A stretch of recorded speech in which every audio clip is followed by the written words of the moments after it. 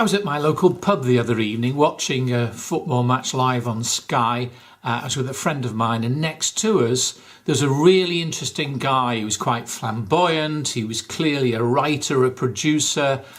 He was certainly a creative, and that in itself was quite fascinating. But what was particularly interesting was the fact that he was with two young ladies.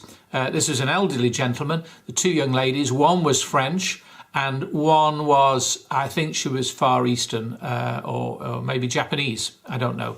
But they had good command of the English language. And during the hour that they were there having a meal, he dominated the conversation. And whilst he was fascinating, I would have loved to have heard more from the other two ladies. Now, you may say I shouldn't have been eavesdropping, but the nature of the pub was that they had no sound to the football match.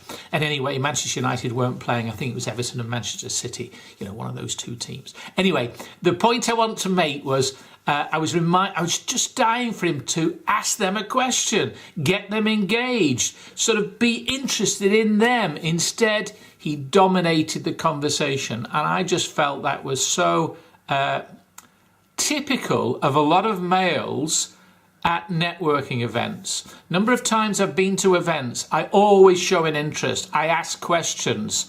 I am generally interested and I don't have an agenda. But so many times nobody ever asks about what I do, what I might be interested in. And those people are just a bit less interesting than those that do. Just thought I'd feed that back to you. If you're not having the success that you expect at networking meetings, dump your agenda, take more of an interest in other people. Thanks a lot. Cheers.